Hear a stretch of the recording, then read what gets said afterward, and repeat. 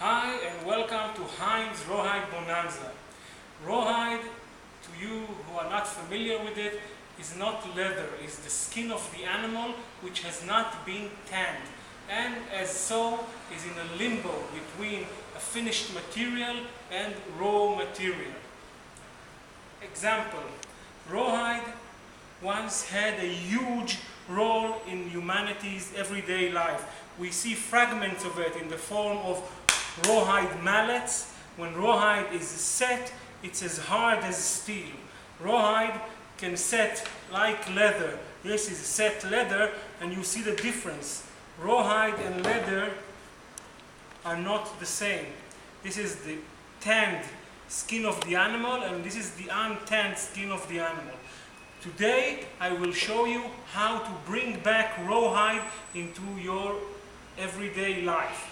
I'll do that by finding and showing you a source of rawhide that exists in our neighborhood, in our shops. If you go into a pet shop, you will find this molded bone, something that is supposed to be the hunt that once the fathers and of the dog and the wolf used to hunt. This is a symbol of this hunt, and it is made out of compressed rawhide. It is full of tiny bits of rawhide inside, and once you put it in a bucket of water overnight, it will open up, and you can still see the shape of the bone from the molding. It will open up into this roughly A4 size piece of rawhide.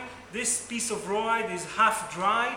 It's malleable, you can still work with it, you can cut it, you can shape it, and you can make straps very easily by cutting along the corners. I'll show you a few things I made with this rawhide.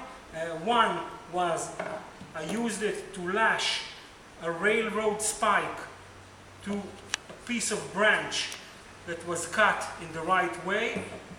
One great thing about the rawhide is once it is getting dried, it shrinks, and while it shrinks, it makes tension on whatever you want to lash. Molding rawhide, as you can see, is something that you can do very easily with everyday tools. This was pressed in a vise and over this drill bit and formed a very nice screwdriver overnight, which is the time it takes to set. You can see that rawhide, even when dry, can have some flexibility. This is dry rawhide, but it was not treated with anything. I will show you a few things I do to set the rawhide. This is unset rawhide, and this is why it's still flexible. Once it is set, it's exactly like the mallet. It's as hard as steel. As long as it cannot soak water or moisture, it will stay hard. There is an example here of another axe that I use leather molding on the handle. You can see the difference again between the leather, the molding of the leather, and the molding of the rawhide. One thing I did with the rawhide, and this was with the intention of bringing back into our own lives this experience of the real hunt in our bedrooms, in our cities, where it has long been extinct. These are tools for the hunter. If you would like, these are tools for the domestic hunter. This is a fly swatter made out of rawhide. You can see the details. This rawhide I used a sewing machine to sew it while it was half wet, and I've molded a spring-like element into it, which gives the power transmission while you hit an object, gives it spring and gives it very good tension. It is fixed to a bamboo handle that furthermore gives us the flexibility needed for the hunt. Of course, the rawhide that I've used to cut this piece from was punctured in order to give the air way to escape and to make it a fast tool. And I will show you now how I did the molding of the rawhide. I'll move to the other side of the table. Hello? Very simple.